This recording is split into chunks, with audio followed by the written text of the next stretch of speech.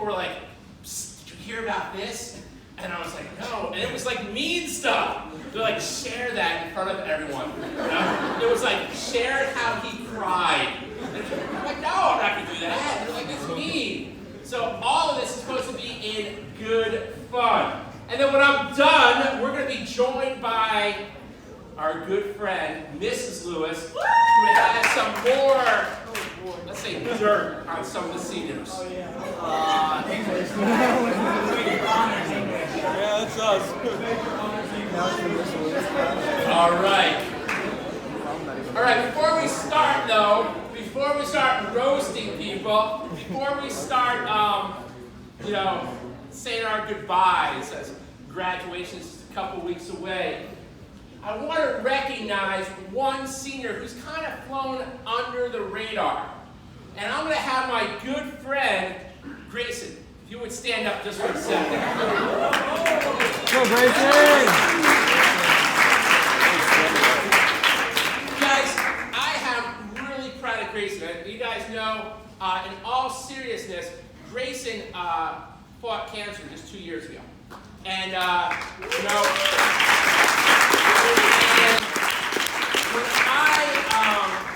when I wrote his college recommendation letter, one of the things I really put in there, even though I was teaching Grayson at the time, not once did I ever hear him complain. Not once did I ever hear him pity himself. Not once did I ever hear him say things were going bad. He kept such a good attitude, and he was such a fighter, and he earned my respect. Let's get up for Grayson.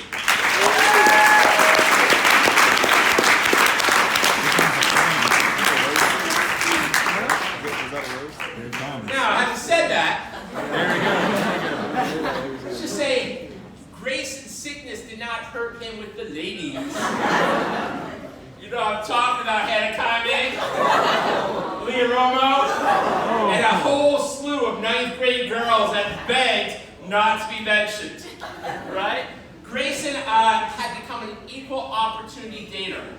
And I was really proud of Grayson, and again, I'm glad that you went with at least one Amanda to the prom. So that was really good.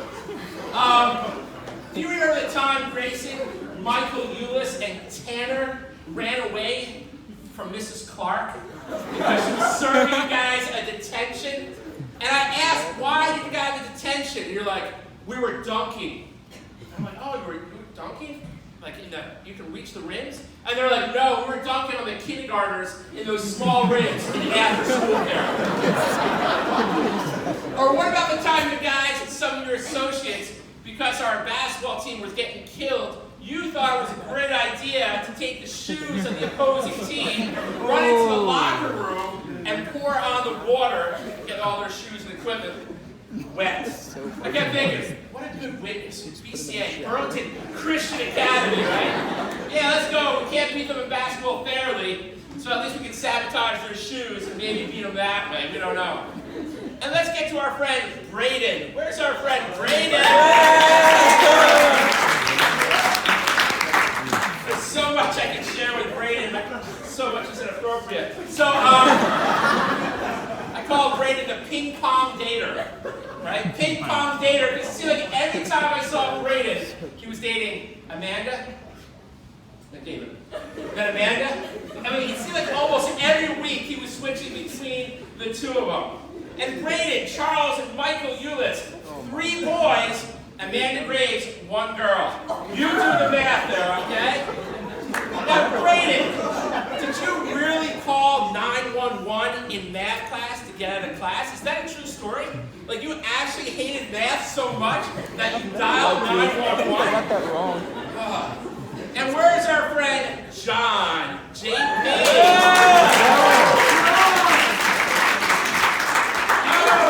Oh, yeah.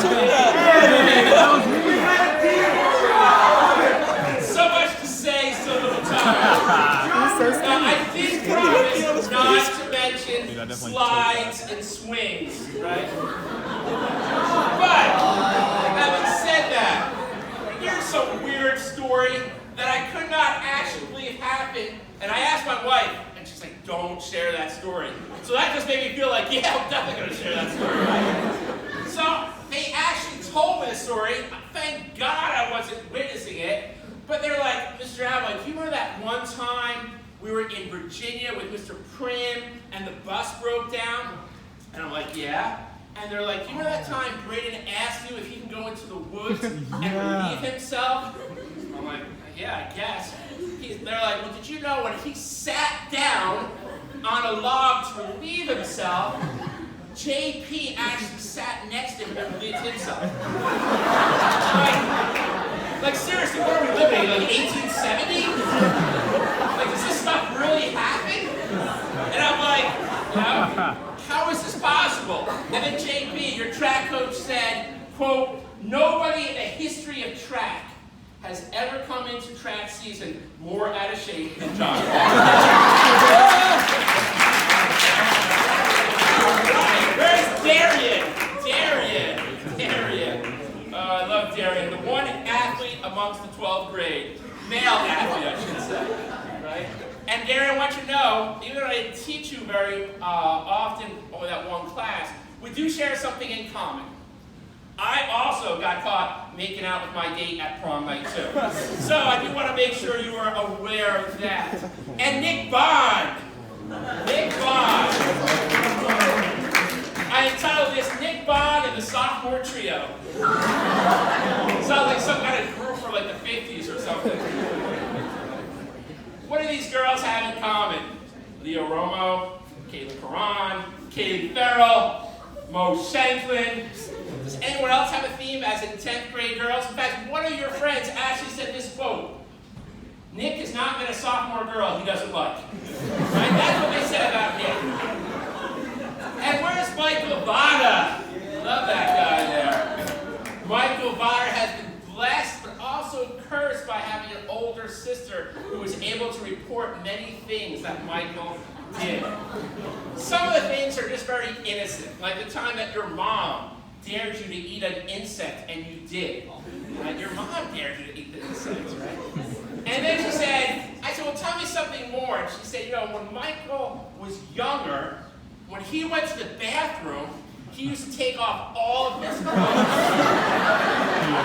And I'm like, that's kind of weird. But then she assured me, no, he stopped it when he was like 13. 13? Like, seriously? 13? And Patrick!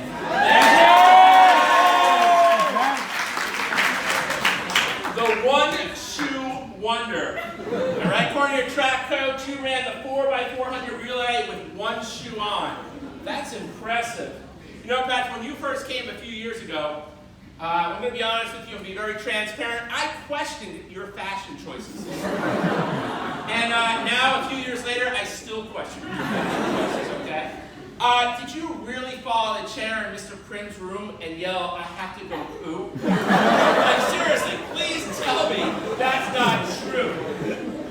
Because that would be embarrassing. Charles! Charles Senior! Actually, the list on Charles is so small. Because every time someone tells me something about Charles, I'm like, I can't share that. I can't share that. Inappropriate. Right? He and I have a mutual friend at the Y, and he's like, I got stories about Charles when he worked at the Y, and I'm like, no, Buster, I can't share that. They're like, what about this one? I can't share that. Right? So, let's say these are the short stories that are, let's say, a little bit PG, or maybe PG-13. So how about the time that you and Michael Vodder set that forest fire? Right? From fire departments from 3 different counties came out to put out. Right? Before they came, you two ran away and left your friend to take the blame. That's great. Well, I'm glad you see that you learned a lot from environmental science there. Right? Remember the time you slept over at Grayson Pruitt's house? And you guys thought it was a good idea to throw gasoline on a live fire? And the fire started spreading and you had to go and stomp it out so it didn't catch fire to the rest of the forest? These are some ideas. And every time I think of Charles, I always think the same thing. How did he get a job at YMCA, like, supervising little kids? Like, you know, Buster was like, yeah, one time Charles took this group of little kids, like 3-year-olds, by the pool, and he left them there. I'm like, what? Like, seriously, that's dangerous. Like, read all over. You're gonna leave like 3-year-olds by a pool? Yeah, nothing can happen there. Right? Now, where's our friend, just so we know this is an equal opportunity roast, where's our friend Amanda? Amanda's been mentioned a few times, but this one really shocked me because I love Amanda. But one of your coaches, I won't mention names, but he's your track coach, he said you should share the time that Amanda was running the 4x100 relay and she gave me the middle finger. I'm like, no way, no. But, you know, I know Mr. Horn, he's not gonna lie to me. And let's get to the couple of you girls. Rachel. Did you really think it was a good idea on the first date when your boyfriend and his mom picked you up at your house that you sat on his lap and played his mother? Like, I know things have changed, but is that really a good idea? And where's Kate? There she is. There she is. I did not know this, but we have a new heartbreak girl in 12th grade. You know, people have told me that in 1 month, 5 guys asked her out in 1 month. And all of them, she said, no. Bye-bye. See you later. Alexandria. Where is Alexandria? We're going to miss Alexandria. You know, I want everyone to know this, especially the freshmen who may not know this term, and some of the, let's say the juniors who are, let's say, socially awkward. But it was our good friend Amanda that came up with the idea of the comance. Comance is short for camp romance. It's that fling that you guys have at camp. You know, like you think you're madly in love, you're going to marry this person, but by come like Friday afternoon, you guys have already broken up. Right? And so the idea of a comance is actually brought to us by Alexandria. And so the prom queen herself, we can be, appreciative that she's added this term, comance, to our lexicon. Now, talking about reading, lexicon, dictionary, you guys get the idea? Okay, never mind. That joke didn't go over well. So, talking about reading, I just read this week, this is interesting, that if you kiss deeply for long periods of time, your lung may collapse. So, with that information, let's move on to roasting Carissa. And, Carissa, what did you actually throw up in the ceiling at the aquatic center that made it stay? That's the only thing that people can say about Carissa. Like, certain people like walk that straight and narrow line. I can't think of anything, so people are just like throwing stuff out. So, Carissa, you kind of remained unscathed here. So good job. Ashley, is it swastika or Star of David? That's the one, right? Those two things are a little bit different, but they're easy to get mixed up. In fact, one of your teachers said, no one is more fun to listen to as they try and talk while they laugh. I thought that was a good quote that they said. And V, there's V. I love V. Now, this is a true stat, and if you don't believe me, you can go to athletic.net and look it up. Today, as in, the 8th, the 9th? The 9th of May, 2018, V is still the national record holder in girls' 400-meter run with a time of 49.17. I'm not making that up. That's a national record holder here at BCA. That's me for you. To go along with that, V is also the same girl who said that she's not Asian because she's from Vietnam. Right? So we gotta work on that. I remember one time we were at home, and V, we walked in on V, and she was doing this weird thing. And I said, V, what are you doing? She said, I'm mashing my buns. I don't know what that means, right? I just talked off and must be like translation. Or what about the time in DC last year, V, when you kept touching all the museum paintings and the security guards started following you and Jenny around? Like, really? And where's my boy Tanner? Tanner! styling and profiling. Known for his bromance with Ye Sung back there in 9th grade. Remember that time? I'll tell you a true story here. When I taught Tanner a few years back, he came up to me, he's like, Mr. Alvin, I need you to write me a letter. I'm like, sure. Is it a recommendation letter? He's like, no, it's a letter to the judge. I'm like, what? He said, well, I was on a history club trip, and I got caught driving. This is when he didn't have his after nines, and so he got caught driving after 9 o'clock. So I actually had to write a letter to the judge saying, yeah, Tanner actually was with us till 9 o'clock. And then I'm like, what time did you actually get caught? He's like, 11:30. And Adam, where's our boy Adam?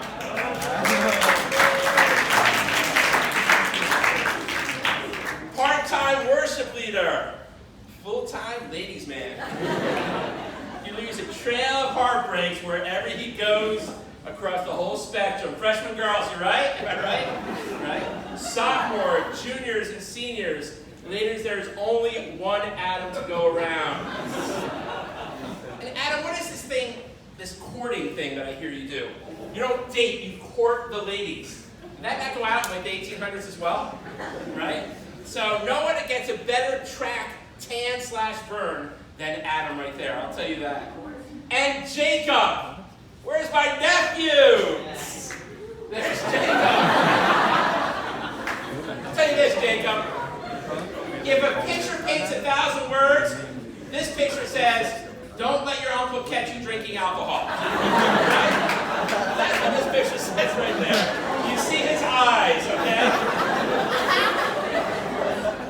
Remember the time you got stuck in that revolving door at the airport and you could not find your way out? I think you were about 12 at that time, right? And did you not go out with your girlfriend and you guys both dressed in your favorite onesies and went to a public restaurant? I don't know about that. Sachi! So a little about, let's get up for Sachi! Sachi, stand up for a second here, baby. Stand up, I want to see your shirt this time. Many people do not realize that our good friend Sachi was one of the first people to get a dress code violation at this school for wearing a shirt. And what did it say on your shirt? It said something like, run and bust your what? I don't say it out loud, so I don't want you to get in trouble. But the fact of the matter is, Sachi got a dress code violation. And that goes to prove to all you ladies out there that, the administration always targets the ladies. Not true. They target our good friend Sachi. And Reg, where's Reg? Is he even awake? Yeah. Right. Good job. Staying awake for half chapel. One day, Mr. Lewis was complimenting Reg on his intelligence. And Mr. Lewis said, I'd be interested to hear what you're going to be doing in 20 years down the road. But instead of saying thank you, Reg replied with a straight face, Mr. Lewis, I don't even think I will remember you in 20 years.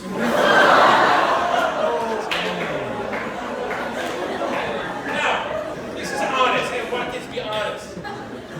Reg excused himself right before the fire alarm rang, and was apparently oblivious to the 80 decibel alarm blasting right outside the restaurant. But our own Mr. Lewis went in, risked his life, because although there was no actual fire, Mr. Lewis thought it was his duty to rescue Reg out of the boys' bathroom. You owe your life there. And where's our friend Christopher Tate? The weatherman. Like Christopher Tate here. During that time, Mr. Prim's European AP class, that you didn't understand when Mr. Prim was saying that the class were going to have to study dates and that they could keep those dates for Friday and Saturday night. And you're like, what? I don't get it. I don't understand. What do you mean dates on Friday and Saturday night? And where's our friend Holly Huffine? Holly Huffine, it took me a long time to find something on you, but thanks to people in your drama group, they sold you out, right? I asked one of your drama friends, I said, how long did it take Holly and Tucker, how many times did they have to practice the kissing scene in the play? And they said, we counted it, and it was 217 times. All right, so way to go, Holly. I couldn't find a lot on Holly or Jesse, the best thing that they can say about Jessie is that one of her hobbies or one of her likes is dissecting cats. Right? I guess that doesn't seem weird to you. I know we're in the South here, right? But let me know that. Dylan, where's Dylan? Love Dylan, the flip-flop wonder. We love that kid there. First of all, Dylan, I want to say thank you for all the times you allow me to come and pull your beard. Right? Every time I see you, I just have that urge to do that. And alternately, Dylan, what about the time your mom gave you a haircut and told you that she cut you, which she didn't, and you were like afraid of haircuts for the next 2 years, right? Aaron, where's Aaron? He's not here today. Oh, it's too bad for him because we're still going on. Aaron, I first met Aaron through a girl in my church named Sapphire Bowenkamp, if you guys remember her, right? But I'm sure a lot of people remember Aaron if he's not here. Thanks, Stokes. Olivia Kimball. And some others. I was going to say, Aaron, if you were here, I would just say, Gracie Brown. How could you do that to our own Gracie Brown? Right? And that wasn't the only sophomore girl, but because I'm a man of honor, I said I'm not going to mention the other sophomore senorita. And our friend Elizabeth Moore. Where is she? Happy birthday! Yeah, good. You know, in Christian Foundation class one day, Mr. Lewis caught Elizabeth and Kaylee Farrell. Let's say it again. Elizabeth and Kaylee Farrell writing out a list of the hottest guys in each class. Freshmen, sophomores, juniors, and seniors. Oh. And this was no casual, haphazard list, mind you. This was a well thought out and organized with a sophisticated rating system, a top 5 for every class. Mr. Lewis still has the list and will be available afterwards to auction it off to the highest bidder. And Tucker, I heard you made the list. One thing I do want to say about Elizabeth, I appreciate Elizabeth a lot. I enjoyed her coming back this year. One thing I really enjoy about her is at least she doesn't crush on her friends' boyfriends. So that's really good stuff that I like about Elizabeth. Easy E! We haven't forgotten about you, baby. Elijah. Mrs. Lewis will have more on you later. Like, how long did it take you to ask Paige out? Was it like 2 years that you had a crush on her before you asked her out? And let me ask you this, when the police officer pulled you two over, did you really think it was a good idea? You were really going to say that she was your sister? Like that was, I don't know, easy. And Brandon, where's our friend Brandon? I like Brandon here, right? I heard Brandon, you took a distant cousin to the prom. Right? Right? I'm not judging you, we're in the South. But my question is this. Where do you look for your dates? Ancestry.com? Like seriously. Now listen, I'm not judging you guys down here in the South because like I know like a third of you in here are probably like the guys be like, yeah, I didn't ask out my hot cousins to the prom. Oh yeah, right? Just to say it's a different culture here. Different culture. And we're Seal and Coco. No, Seal and Coco. Okay.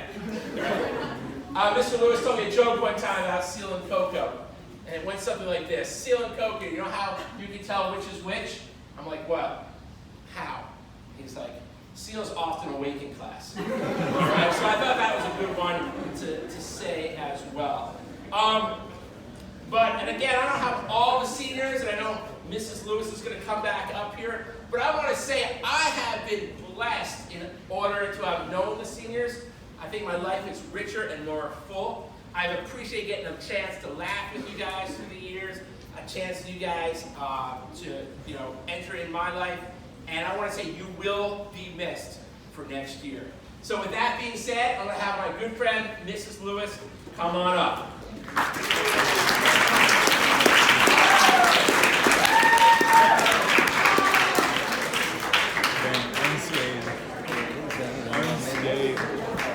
Unscathed. You didn't say anything about it. So you were so unscathed. Oh gosh. We are. Yeah, just everything. Charles, you didn't say so unscathed.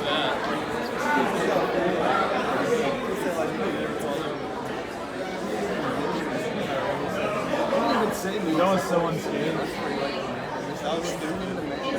hard to follow Mr. Avalon. Just know that like what I have to say is not quite as mean. Maybe a little bit, but not quite as mean. So wow, this is first year teaching at BCA, and a certain 50% of the senior class was kind enough to welcome me and orient me to the school by providing me with about 10 years of teaching experience, all in just 2 semesters. See, they knew I needed to learn the ropes quickly, and so out of the goodness of their hearts, they provided me with a diverse range of classroom situations so that I could become a seasoned teacher a lot more quickly than usual. And that thoughtful bunch is why I'm on the stage today, and I'd like to repay them for their many kind deeds in the only way that I know how. So it's probably best to start at the beginning, the first day of class, or actually the second day of class.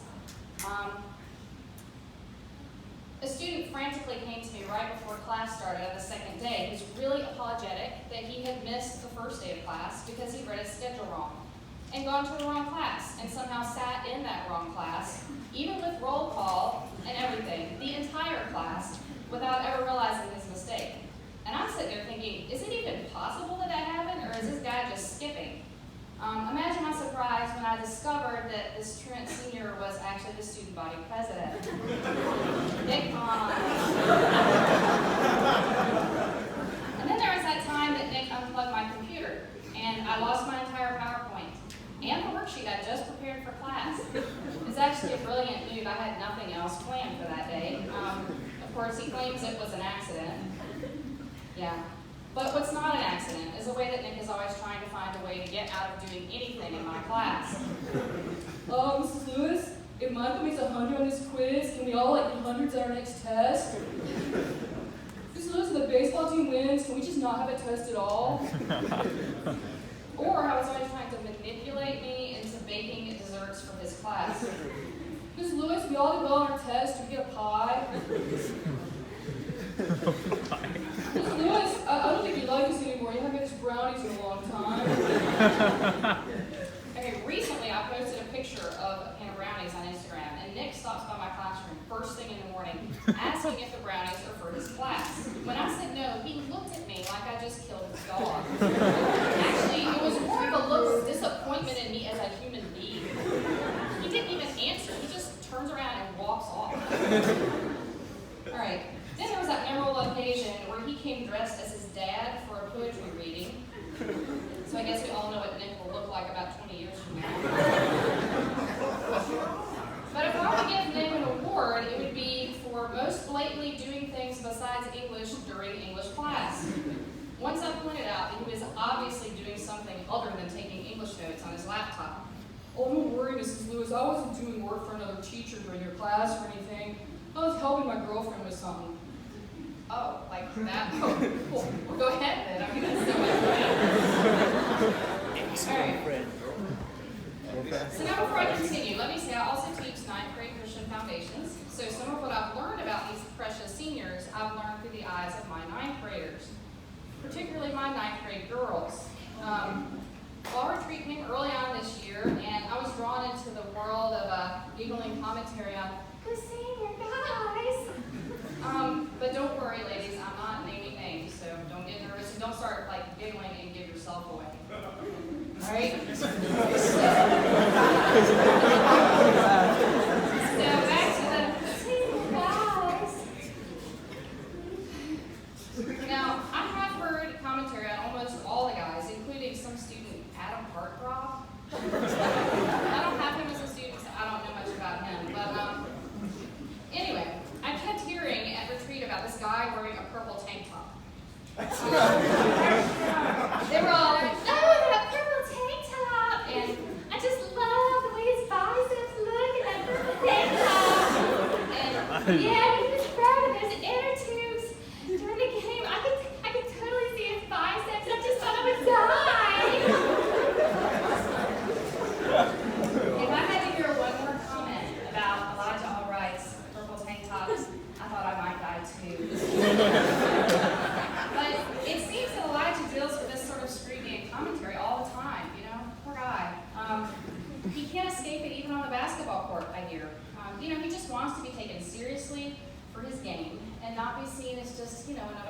face. Well, I heard from a very reliable source that once at a basketball game, a random referee even commented on Elijah's looks. He said, he doesn't make it playing basketball, he could always make it as a male model. He's really sculpted. That's not awkward, Elijah. So here you go, Elijah. You gotta. I mean, it's hard to get a backup plan, right? Alright, either that or a circus acrobat. Seriously, the other day I walked out to get copies and I came back in and he's leaning back in his chair with both legs in the air trying to see if he could put both of his feet behind his own neck. I will not attempt to demonstrate. I seriously have no idea what could possibly have been going through his mind to make him think that was a good idea. Unfortunately, he didn't get stuck that way because I would not have gotten the help. Like, that would just be too funny. Feet behind his neck, handstands, you name it. He's probably attempted it in my class. But back to the subject of senior heartthrobs. Besides, those biceps, the other phrase I hear most often, followed by a sweet sigh, is those curls.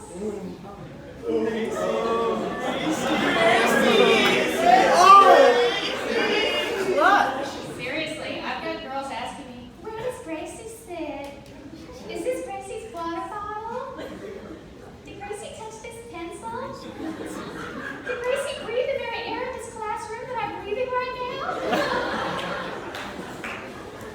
I've even caught girls sneaking into my classroom to slip secret admirer notes into his homework folder. True story. And Grace and I all honestly be like, what? He signed a drawing of himself that's hanging in the back of the classroom, and I have received no less than 3 offers to buy that picture. And I'm seriously considering auctioning it off. I mean, at least I could make some money off of the pain and suffering I have endured, having to listen to people singing his praises every day. Something else about Grayson, he's really helped me become a better teacher. I'm serious. When I make a test, if I want to find out if there are any loopholes in the wording of questions or instructions, a loophole that would allow a student to get an answer correct on a technicality without actually knowing the answer, I simply grade Grayson's test.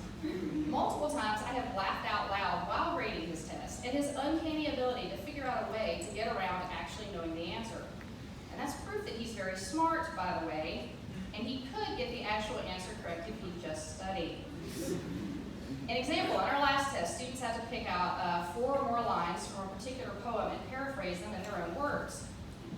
Grayson picked the first 2 lines and the last 2 lines, and they pretty much said the same thing. This is what he wrote, pretty much. This poem will be about what it takes to be happy. This poem was about what it takes to be happy. Well done, Grayson. Well done. Now I know how to change all of my tests for next year. Well, enough about Grayson. Let's move on to Elizabeth Moore. I'm so glad Elizabeth joined us at BCA for her senior year, seriously. She's a really sweet girl, and she's really adjusted well to her new school, and I've enjoyed watching her gain new friends and admirers, and more admirers. There are an awful lot of admirers. If I ever need a good laugh, I can just step outside my room and watch Elizabeth walk down the hall. And I'll see guys craning their necks and tripping over themselves and smashing the side of their head into lockers because they're staring at her. Not just in the hall, though, also in the classroom. Elizabeth needs a pencil, 7 or 8, up here, out of midair. Drops her paper, counts when catching it before it hits the floor. Is seat 5 suddenly available? But she doesn't let it go to her head. She's always very down to earth. Just like the other day when she saw a spider in our classroom, right on the ceiling next to the fire alarm sprinkler. And she did what was only logical in that situation. After screaming, she picked up her 40-pound, 50-pound purse bag and hurled it up at the spider directly above her own head. Thankfully, it did not hit her in the head on the way down, but unfortunately, it didn't kill the spider. It just knocked it on the floor. So after that, mass chaos, shrieking. I know I heard her and V and some guys that I will just not name, who apparently don't like spiders either, shrieking like little girls. But enter the gallant hero, John Paul White. Creature needs killing, he's your guy. He's not afraid of the spider. He immediately, he'll save the day, drops down on all fours to grab the little creature, and then enter Tanner. Tanner, who is not one to miss an opportunity, really any kind, rushes over, he raises his foot up really high in the air and yells, "Spider!" and brings his foot down full force on his intended target, which is John Paul's hand. John Paul yells, Tanner laughs, John Paul punches Tanner in the...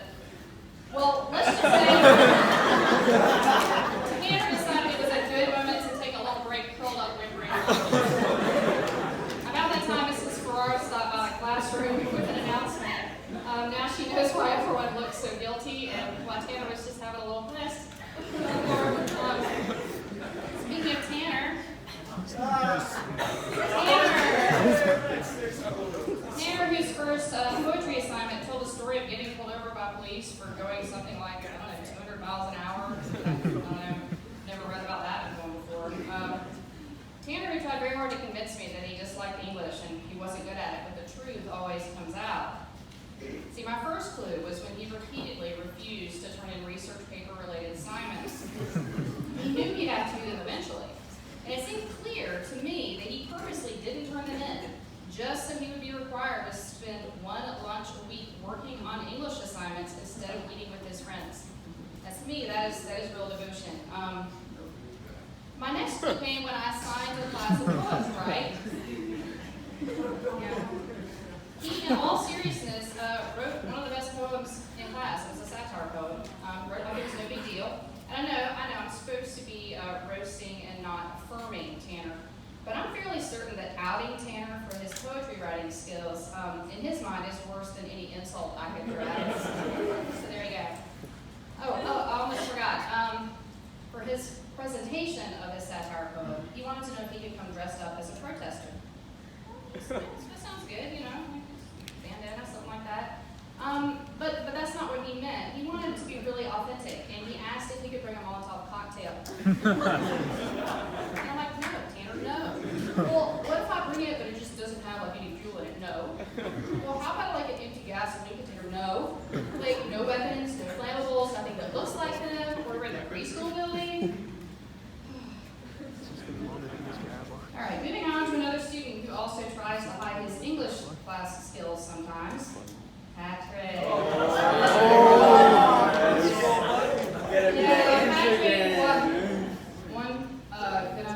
One is on. Who knows?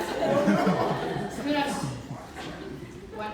Anyway, Patrick, whenever he didn't complete an assignment, or he didn't follow instructions, or he made an inappropriate comment, his excuse was always, it's a language barrier. A language barrier. Yeah. Turns out he's actually pretty brilliant in literary analysis, poetry, writing, whatever. So Patrick, don't try to pull that language barrier crap. I'm serious. Like, oh, and I know that you know, that everyone knows that you know the American English word for an eraser. Eraser. Okay? Just saying. Of all my students, Patrick receives the most in love with his own looks and athleticism award. He recounts all of his exploits in track. He tosses his hair to the side, rearranging it constantly throughout class. And then there are his Instagram selfie tally. A virtual array of shirtlessness. He's probably posted more than 900 total, and that's just this week.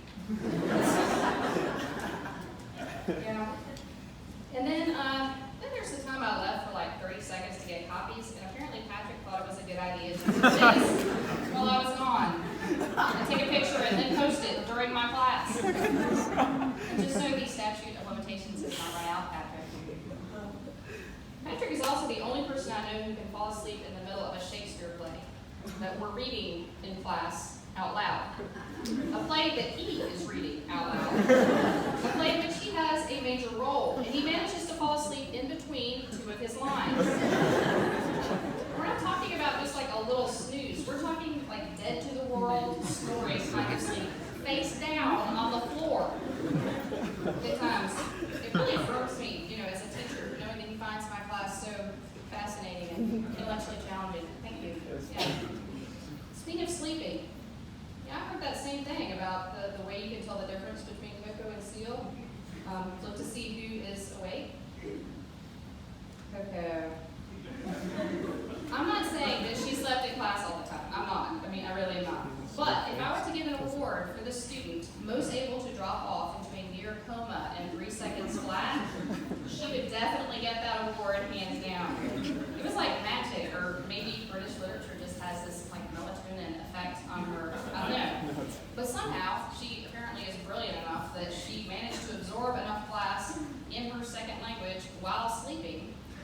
that she still actually made a really good grade, so I guess I can't really, get too upset. Of course, I'm not actually convinced that Coco and Still don't switch identities every few days, just to confuse everyone. Like, think about it. Take the glasses, switch them back and forth, switch them back and forth. I mean, yeah, the whole Clark Kent thing. I don't think we ever actually know who we're talking to. Speaking of Seal, if you don't know her, she looks a lot like Coco. And she's roughly 3'2", and that makes her about half of a Michael Botter. But don't let her size fool you. She has got a killer instinct. She go head-to-head with Botter for the highest average, the best Kahoot score. Well, I guess it's more like head to knee. But you know what I'm saying. She acts all quiet and mild-mannered, but underneath that calm exterior, there is a cutthroat competitor. Those of you who know her know what I'm talking about. She's all like, "Excuse me, pardon me," while she metaphorically shoves Michael out of first place and off the side of a cliff. Doesn't even look bad.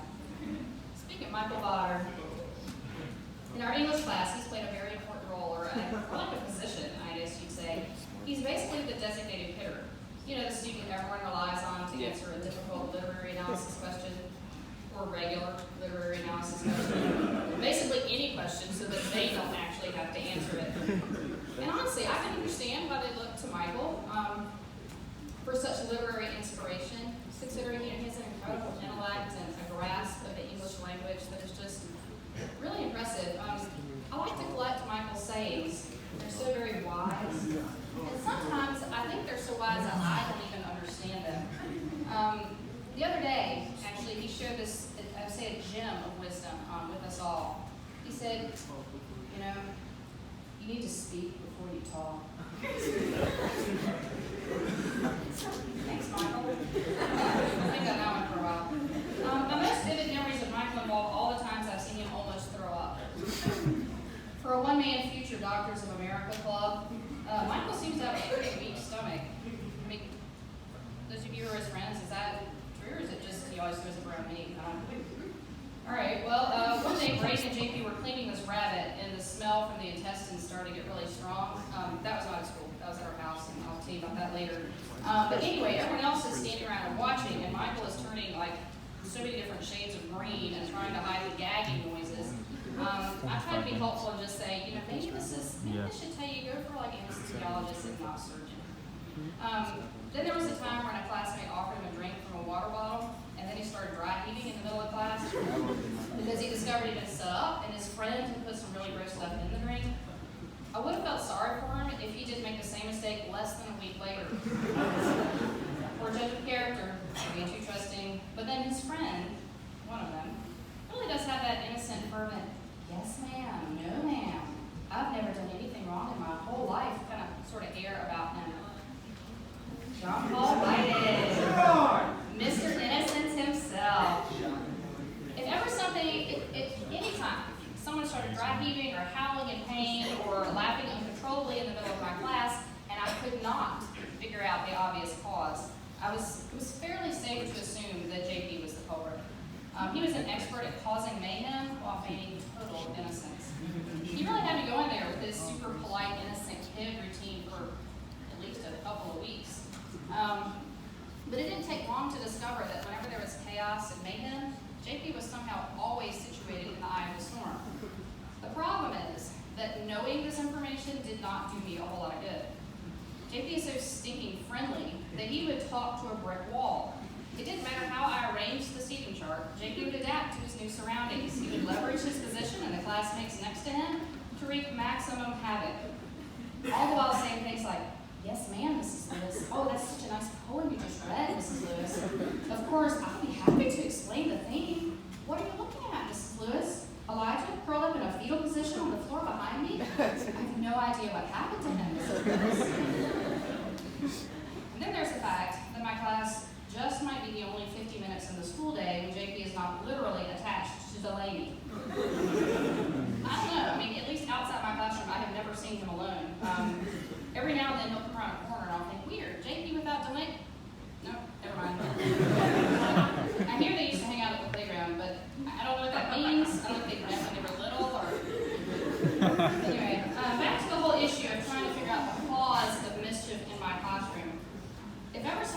dry heaving, howling in pain, laughing uncontrollably in my class, and I could discern the obvious cause. The obvious cause was almost always named Charles. Oh, sweet Charles. On a regular basis, he used to have... Yeah, true story. On a regular basis, he used about 1/10 of his brain to engage in class. And surprisingly, about 1/10 of his brain managed to contribute significantly to class discussion and got an A's on tests, which that's awesome. But then there's the fact that he used the other 9/10 of his brain to engage in activities designed with the express purpose of getting him kicked out of my class. He was often creative, not very often subtle, but I got the less laugh.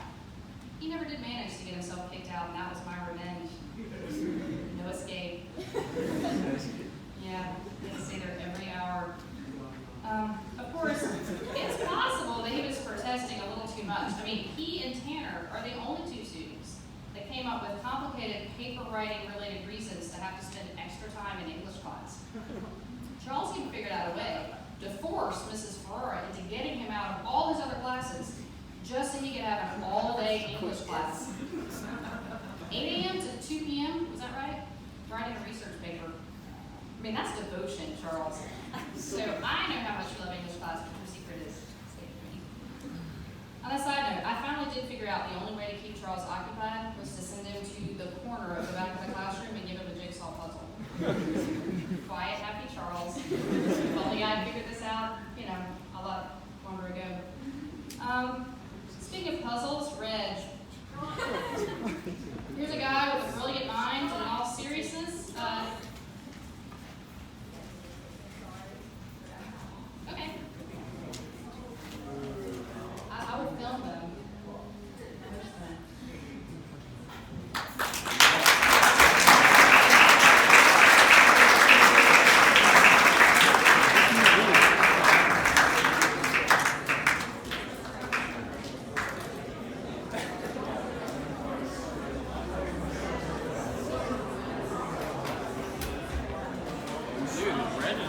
Hey guys, sorry about that. For a small class that we thought maybe there wouldn't be so much to roast about, there ended up being a lot of information. But in all seriousness, wanted to say that we have loved having you guys here, and you have been fantastic.